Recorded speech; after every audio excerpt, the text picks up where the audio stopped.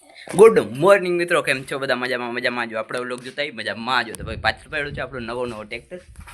Back કેમેરો કરીને દેખાડો ને આ બાજુ તો નથી. અત્યારે 3 ગાયો લઈ આવ્યા ને આને જોઈ લ્યો. જુમો જાઓ આ જોઈ લ્યો.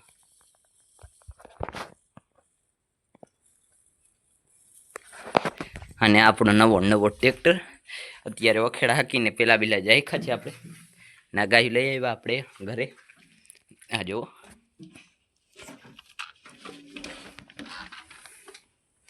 જો આપણો ટ્રેક્ટર કંઈક આવો છે ને સાઈડ શિફ્ટિંગ ગેર છે જોઈ લો.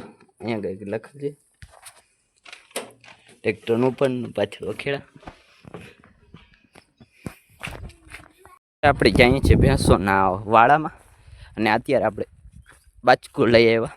એમાં નળીને મોટરને બધું નાખી દેવાનું છે, કારણ કે જો ક્યાં ગઈ એવી રીતે ચાપ ખાઈ જાય છે. જુઓ અડધી અહીંયા નળી પડી છે, અડધી તમને દેખાડો અહીંયા ફીટ છે. આ જુઓ અરે એ ફુવારા આપણે ચાલુ કર્યા હતા પણ એનો વ્લોગ ના બનાવ્યો.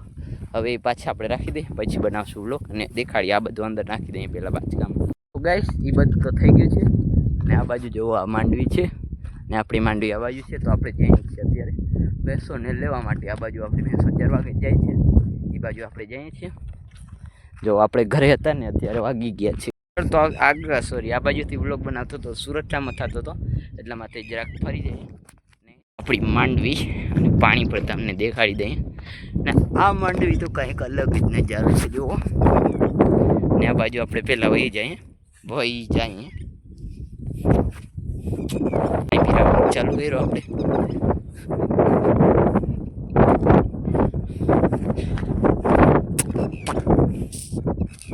આ જુઓ આ બાજુ થોડુંક પાણી પીઓ તો લાઇટ વહી જાય છે. લાઇટના બહુ વાંધા છે.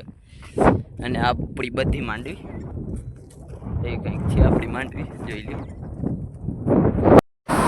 તો અત્યારે છેટા એવો ઘરે ટ્રેક્ટર આપે. સાંજે થઈ ગઈ હતી, રાતના લગભગ 9-10 વાગી ગયા હતા અને માંડવીમાં આપણે સવારે અત્યારે આપણે જઈએ છીએ માંડવી પર આટો મારવા અને ટીટોળી જેવો અવાજ કર્યા રાખી પહેલાં તમને દેખાડી જઈને.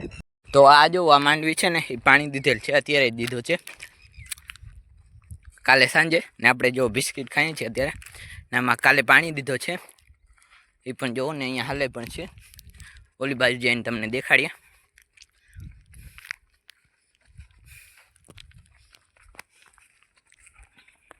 આ જુઓ તો આટલા સુધી પાણી દીધેલ છે ને હજી આવે જ છે. જો સામેથી એ આવે તો આપણે ઓલી બાજુ જઈને તમને દેખાડીએ.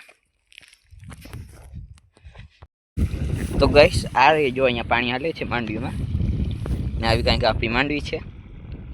તો હાલો હવે વરસાદ આવે છે ને આપણે ધીરે ધીરે ભાગીએ ઘરે. ને આ માંડવી જો અહીંયા સુધી પીવડાવી દીધી છે આપણે પાણી.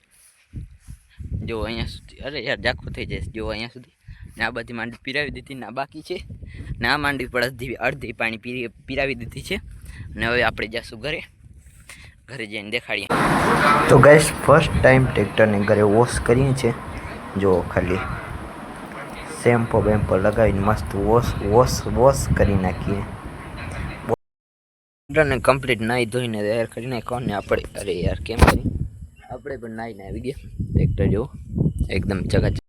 તો ગાઈસ અત્યારે આપણે જઈએ છીએ દ્વારકા જવા માટે. આપણે ઘરેથી નીકળી ગયા.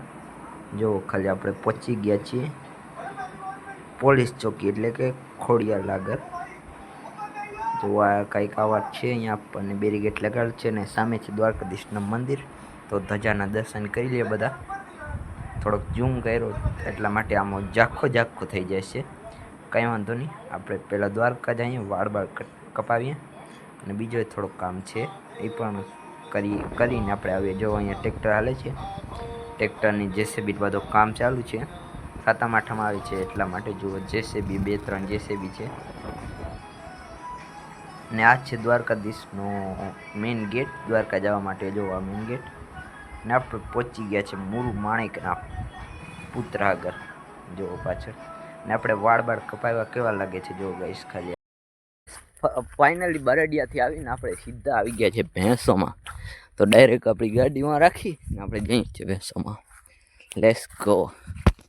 આ રહી આપણી ભેંસો ને આપણે બાબરી કરાવવા ખાલી દ્વારકા ગયા હતા. જો સારી લાગે છે ને આ બાજુ આપણી ભેંસો ઊભી છે